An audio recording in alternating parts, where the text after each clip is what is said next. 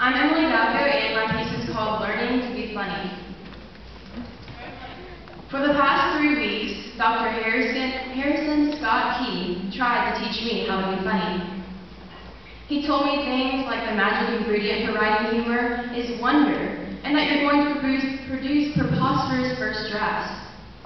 He said the end is the beginning, and the beginning should be the end, and something about how the middle is the beginning. I felt like I was taking a philosophy class. I was told to be real, to tell the truth, like in counseling.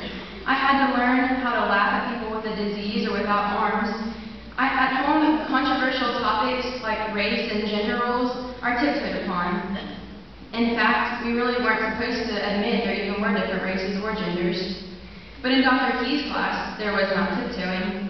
Discriminatory comments became okay as long as they were funny, and the literature we read sometimes used words we shouldn't know. Being crass was funny and okay, as long as you still kept a significant amount of class. We suddenly were in company with others who found the plight of Helen Keller hilarious. We kept our eyes and ears open, stalked citizens of Walmart, and were taught to be weird. We were taught we were all the best and all the most unique and individual at governor school. But in Dr. Key's class, we were told blatantly that this was not true, and in fact, statistically, half of us would go nowhere in life. But guess what? It's funny. We were taught to talk to the voices in our heads after we were taught to admit we had them. We wrote stupid stories and dumb letters that no one laughed at, and Dr. Key never tried to make us feel okay about that. We tore down the fluffy wall of compliments because in humor, it's make it or break it. We had to smack the concrete bottom hard if necessary.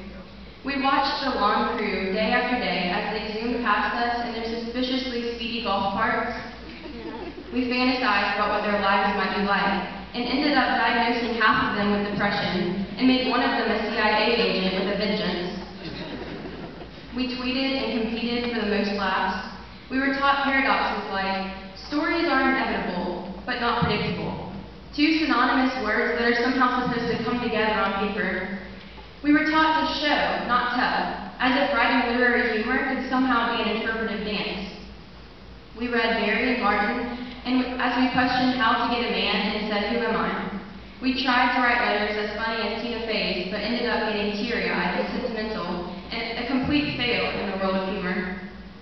We read Sedaris and learned how to properly blend humor and sentiment. We read What Hell Is Like in the Eyes of Jack Handy and decided it's going to be funny if any of us end up there. As we learned about hyperbole, metaphor, and anti-metabolism, we tried to mimic those authors who were so successful in using them. I failed. It's a hard task being funny. You begin to feel unintelligent when no one laughs at your joke that is clearly hilarious. I went through stages of embarrassment, anger, resentment, hopelessness, sadness, thirst, hunger, and exhaustion. Luckily, the last 3 were easily solved at lunch. I tried and I tried. I wrote a story about a girl with sneezing problems, a sketch about a dandelion, a letter to an imaginary neighbor, and a prayer, which ended up being a real one, as I began praying I could be funny. No one answered that prayer. What did this mean? I questioned myself. Why could I make people laugh in person but not on a piece of paper? Then it hit me. I had to turn that paper into me. All the information hits you when you're reading a piece that you were thoroughly embarrassed by and someone laughs. Maybe not a robust laugh, but a giggle all the same. Did someone just laugh? You ask yourself.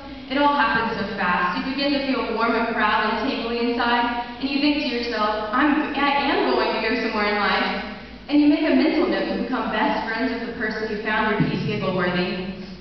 The show Don't Tell began to make sense, and you realize everything truly does taste a bit better with a little bit of wonder. So maybe some of us won't be successful in life. Maybe some of us may end up in hell. But you know what? It'll all be okay, because now we know how to laugh about it. After a few days of the class, I told myself I would never be able to write something funny. Dr. Key told us, don't go for the obvious. Don't write something funny, write something true. And this, the piece I present now, is my truth.